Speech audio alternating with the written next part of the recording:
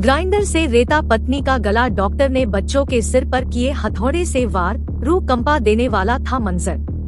रायबरेली में पत्नी और बच्चों की हत्या के बाद डॉक्टर ने खुदकुशी की थी। खुदकुशी से पहले डॉक्टर ने आधा घंटे के अंदर ही पूरे परिवार का काम तमाम कर दिया था। घटना से पहले चारों ने कोई नशीला पदार्थ खाया नहीं था। इसके लिए बिस्तरा सुरक्षित किया गया। रायबरेली के लालगंज में आधुनिक रेल डिब्बा कारखाना स्थित डॉ अरुण के आवास का मंजर रूह को कंपा देने वाला था। सिर्फ आसपास के लोग ही नहीं बल्कि पुलिस अफसर भी अंदर का नजारा देखकर दंग थे। डॉक्टर अरुण तो फंदे से लटक रहे थे और उनकी पत्नी अर्चना सिंह, बेटी अदीवा 12 और बेटे आरफ 4 के शव बेड पर पड़े थे। सभी के सिर पर चोट के गंभीर निशान थे। अर्चना का चेहरा खून से सना था। आवास में रखा सामान इधर उधर बिखरा पड़ा था। इससे अंदाजा लगाया जा सकता है कि महिला और उसके 2 बच्चों की हत्या कितनी बेरहमी से हुई होगी। खास बात ये भी है कि इतनी बड़ी वारदात की जानकारी उनके आसपास रहने वाले अन्य लोगों को भी नहीं हुई। सोमवार और फिर मंगलवार को पूरे दिन परिजन चिकित्सक और उनके बच्चों से बात करने के लिए फोन मिलाते रहे, लेकिन बात नहीं हो पाई। मंगलवार की देर रात पुलिस अफसरों की मौजूदगी में आवास का ताला तोड़ा गया तो नजारा देखकर लोग सहम गए। यह ऐसा दृश्य था जो शायद ही आरेडिका में रहने वाले लोगों ने कभी नहीं सोचा भी नहीं था। अर्चना के मुंह में कपड़ा ठुंसा हुआ था। गले को भी ग्राइंडर से रेता गया था। इसके बाद उसे हथौड़े के वार के निशान थे। बच्चों के सिर और शरीर पर कई जगह हथौड़े से वार किए गए थे।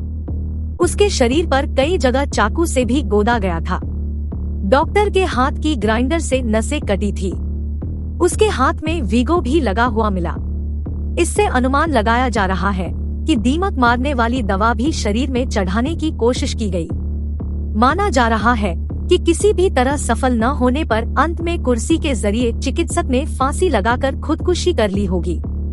इंसुलिन की खाली शीशियां और सिरिंज मिली। अपर पुलिस अधीक्षक नवीन कुमार सिंह के मुताबिक घर में एक बेड पर इंसुलिन की कई खाली शीशियां और सिरिंज पाए गए हैं। खाना खाने के बाद बर्तन साफ किए और फिर सोहन पापड़ी खाई गई। ऐसा लगता है कि सोहन पापड़ी में ही कोई नशीली दवा मिली थी जिससे सभी बेहोश हो गए थे। फॉरेंसिक टीम जांच कर रही है। जांच रिपोर्ट आने के बाद ही स्थिति साफ होगी। किसी को बचने का नहीं मिल पाया मौका। उधर पोस्टमार्टम रिपोर्ट में इस बात की पुष्टि भी हुई है कि चिकित्सक की पत्नी और उसके 2 बच्चों को बचने का मौका नहीं था।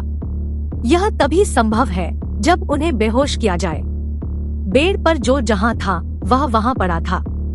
ऐसा इसलिए कि जो सीधा लेटा था वह सीधा ही लेटा था।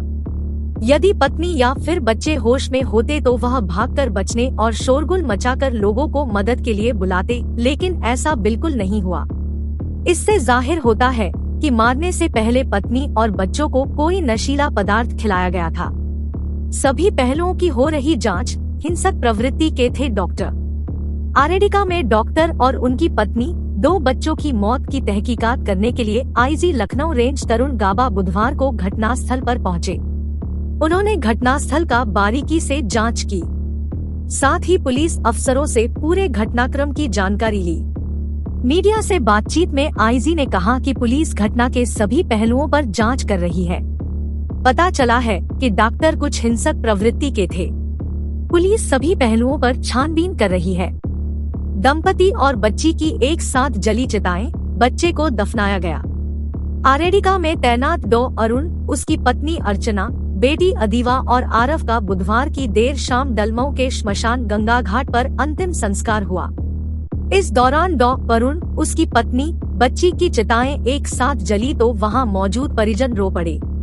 मृतक अरुण के छोटे भाई अशोक कुमार सिंह ने चिताओं को मुखाग्नि दी। वहीं 4 वर्षीय आरफ को दफनाया गया। छोटे भाई अशोक ने बताया कि शनिवार की शाम भाई अरुण से उसकी बात हुई थी। अरुण ने सब कुछ ठीक ठाक बताया था। उनकी बातों से लग रहा था कि वह किसी तरह की कोई परेशानी में नहीं थे। पता नहीं यह सब कैसे हो गया।